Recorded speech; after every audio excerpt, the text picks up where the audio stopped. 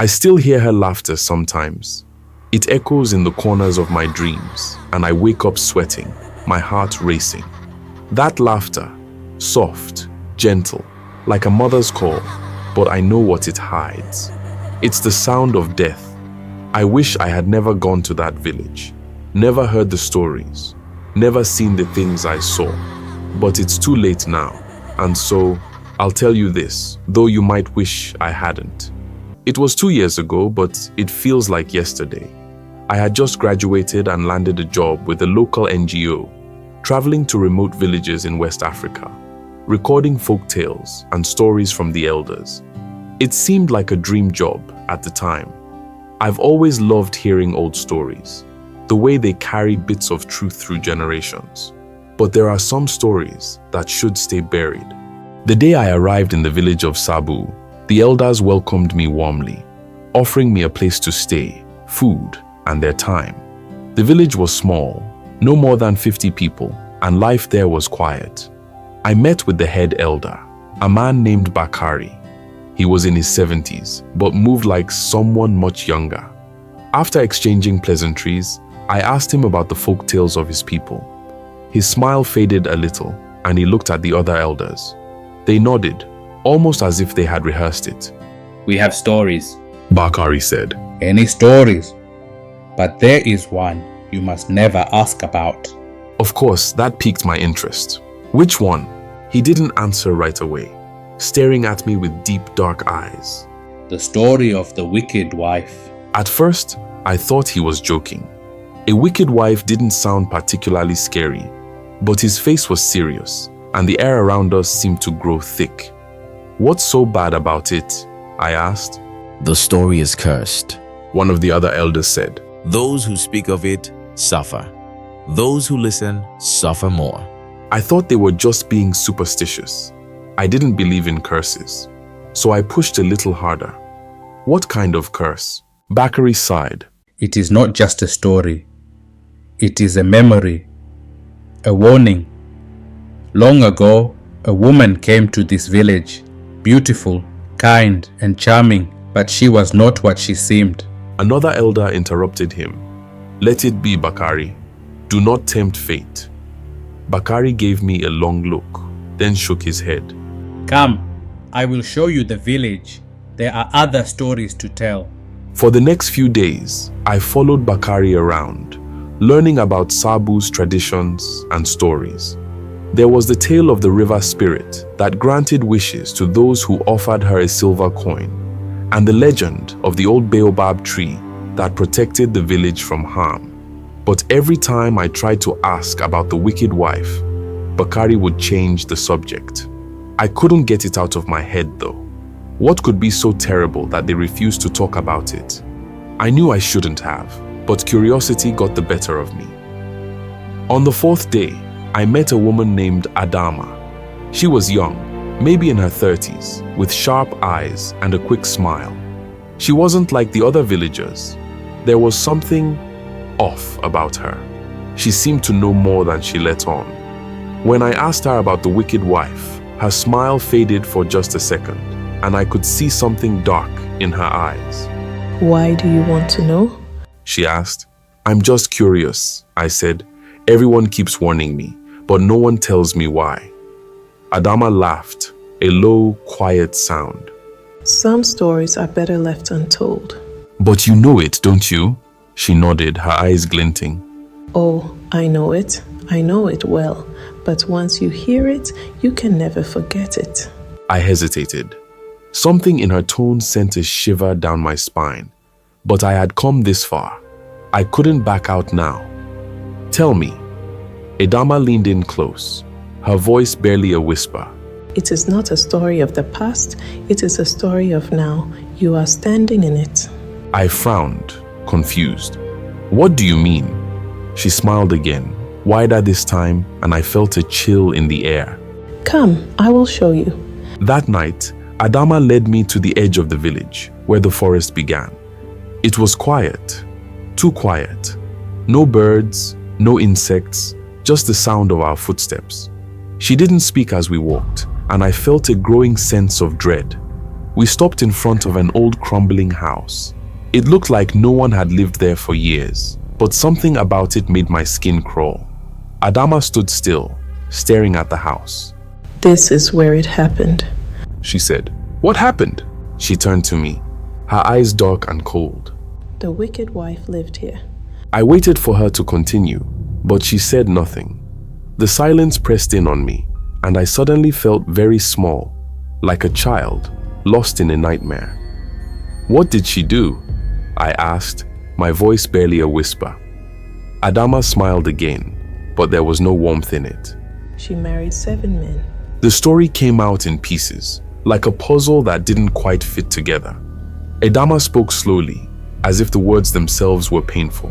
The woman had come to the village many years ago, beautiful and mysterious. She had no family, no past, just a smile that could melt the coldest heart. One by one, she married the men of the village, always promising them the world, but they never lived long after the wedding. The first husband died just a month after their marriage, his body found in the forest, twisted and broken, as if something had crushed him. The villagers said it was an accident, that he had fallen from a tree while hunting. But whispers spread, whispers of dark magic. The second husband lasted only 2 weeks before he disappeared. His body was never found, but his clothes were discovered near the river, soaked in blood. The third husband, a strong, healthy man, became ill just days after the wedding and died within a week. And so it went. Each husband met a different fate, but all of them died under strange circumstances. By the time she married the 7th man, the village was terrified of her, but no one could prove anything. She always cried at the funerals, always looked the part of the grieving widow. Yet there was something in her eyes, something that made people uneasy. The 7th husband, a man named Idrissa, was different. He was clever, suspicious. He knew the rumors, and he watched his wife carefully. One night, he followed her into the forest, where she would disappear for hours at a time. What he saw drove him mad. Adama paused, her eyes flickering with something I couldn't quite read. What did he see? I asked, my voice trembling. She leaned in close, her breath hot against my skin. He saw her true face. I felt a cold knot form in my stomach. What do you mean? Adama smiled, her eyes gleaming. She wasn't human. Idrissa told the elders what he had seen, but they didn't believe him. He was raving, they said, driven mad by grief. But Idrissa knew what he had seen. He knew that his wife was something else, something ancient and evil. He left the village that night, swearing never to return. The next morning, his body was found at the edge of the forest, his eyes wide open, his mouth twisted in a silent scream. No one ever spoke of the woman again. She disappeared after that, leaving the village in fear. Some say she was a witch, others say she was a demon, but no one knows for sure. Adama looked at me, her expression unreadable. Do you believe me? I didn't know what to say. The story sounded ridiculous, but the way she told it, the way she looked at me, it felt real, too real. I don't know, I admitted. She smiled again, that cold, unsettling smile. You will. The next few days passed in a blur. I couldn't shake the feeling that something was watching me, following me. At night, I heard strange noises outside my window, soft footsteps, whispers in the dark. I tried to tell myself it was just my imagination, that Adama's story had gotten into my head, but deep down, I knew something was wrong. One night, I woke to the sound of laughter. It was soft, almost too quiet to hear, but it sent chills down my spine. I sat up, my heart pounding, and listened. The laughter grew louder, more distinct. It was coming from outside. I got out of bed and walked to the window, peering out into the night. The village was dark, but there, standing at the edge of the forest, was a figure, a woman. I froze, my breath catching in my throat. She was watching me, her face hidden in the shadows, but I knew who it was. The wicked wife. I don't remember how long I stood there, staring at her, too scared to move. But when I blinked, she was gone, vanished into the night. I didn't sleep for the rest of the night, my mind racing with thoughts of the story, of Adama's words. The next morning, I packed my things. I told myself I had to leave, that I couldn't stay in Sabu any longer. The story had gotten too real, too dangerous. But something inside me, maybe it was foolish curiosity or pride, told me to stay. I had come here for answers, and I wasn't leaving until I got them. I went to see Bakari again. He was sitting outside his hut, his old eyes watching the village, as if he was expecting something. When he saw me approach, he sighed.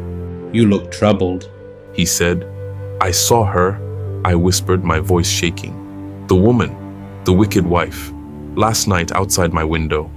Bakari's face grew pale, and he looked away. "You shouldn't have asked, I warned you." "But she's still here, isn't she?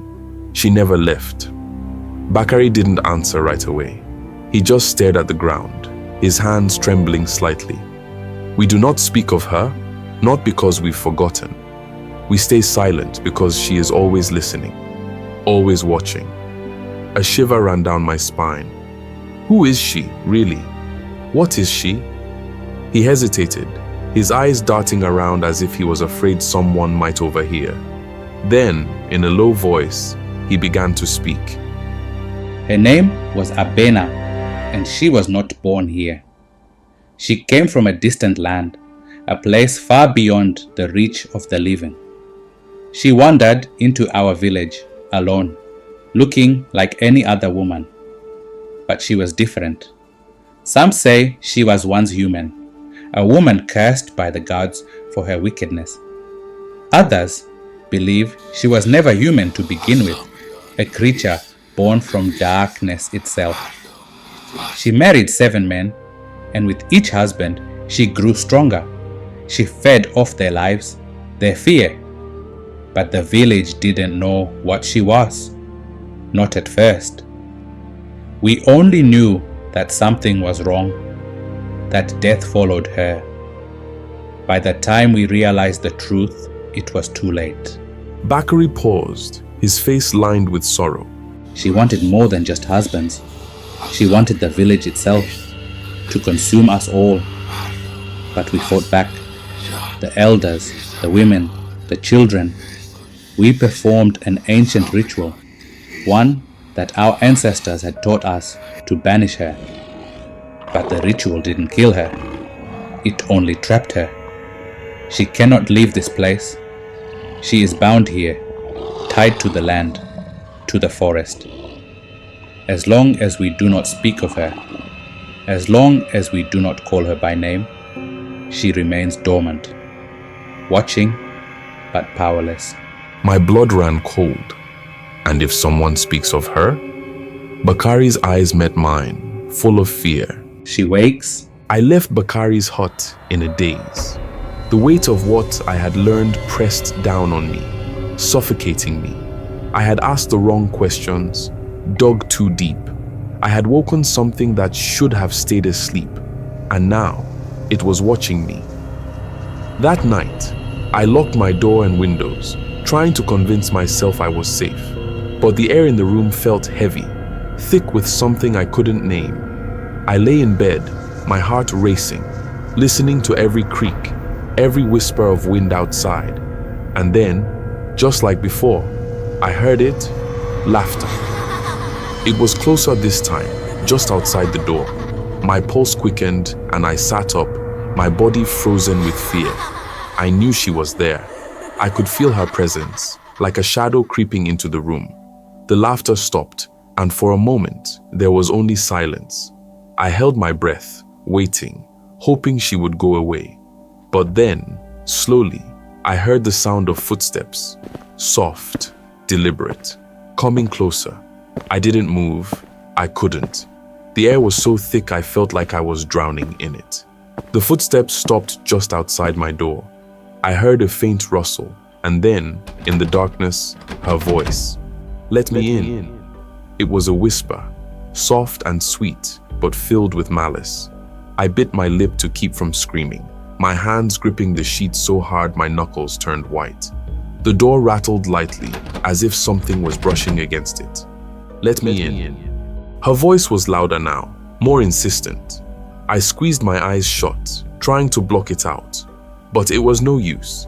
I could hear her breathing through the door, could feel her presence, like a cold hand on my skin. Then, just as suddenly as it had begun, the voice stopped. The air lightened and the silence returned. I opened my eyes, my heart pounding in my chest, and stared at the door. It was still closed, but I knew she was out there, waiting. The next morning, I went to Adama. I had no one else to turn to. She was sitting outside her hut, grinding herbs in a bowl, her eyes calm and knowing. When she saw me, she smiled, as if she had been expecting me. "You've seen her again, haven't you?" She asked, her voice soft. I nodded, my throat tight with fear. "She's watching me. What does she want?" Adama's smile faded, and she set the bowl aside. "She wants what she has always wanted: power, life. She feeds on fear, on the souls of those who wander too close. And you are close now." I shivered. How do I stop her? Adama looked at me, her eyes dark and unreadable. "You cannot stop her, not alone, but you can protect yourself." She stood and walked into her hut, motioning for me to follow. Inside, the air was thick with the smell of herbs and smoke. She rummaged through a small chest and pulled out a bundle of dried leaves, tied together with red string. "This is sage," she said, handing it to me. "Burn it in your room at night. It will keep her at bay for a time." I took the bundle, feeling a small glimmer of hope. For a time, Adama's face was serious. "She is not easily defeated. The ritual that binds her is weakening. Every time someone speaks of her, every time someone fears her, she grows stronger. But if you burn the sage and stay strong, she will not be able to enter your home." I thanked her, though deep down, I wasn't sure if it would be enough. That night, I burned the sage as Adama had instructed. The air filled with the sharp, earthy scent, and for a moment, I felt a sense of peace. The heavy presence that had been following me seemed to lift, and I allowed myself to relax, just a little. But as the night wore on, the peace didn't last. Around midnight, I woke again. My body tensed with that familiar feeling of being watched. The sage was still smoldering in the corner of the room, but it did little to ease my fear. I heard the laughter again, faint at first, then louder, filling the room like a cold wind. I sat up, my heart pounding. The laughter was closer now, almost inside the room.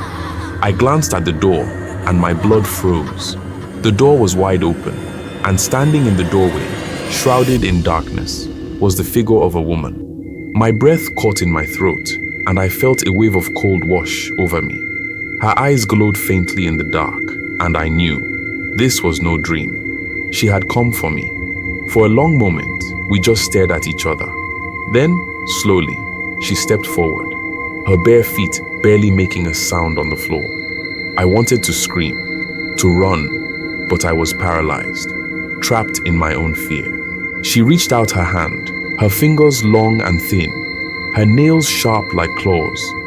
"Let me in," she whispered, her voice soft and seductive, like a lover's call. But I knew what she was. I knew what she wanted. "No," I managed to choke out, my voice barely a whisper. Her smile widened, revealing sharp, blackened teeth. She took another step forward, her hand reaching for me. "Let me in," she repeated, her voice more insistent. I squeezed my eyes shut, my body trembling with fear. "No!" I shouted, louder this time, my voice cracking. And then, just as quickly as she had appeared, she was gone. The door slammed shut, the room filled with the scent of burning sage, and the air grew still. I collapsed onto the bed, my body shaking with terror. She was getting stronger. The sage had held her off, but it wouldn't last forever. I hope you enjoyed the video. If so, like the video and comment on what you learned from the video, and don't forget to subscribe to the channel for the part 2 of this video, The House of 7 Husbands. Thank you.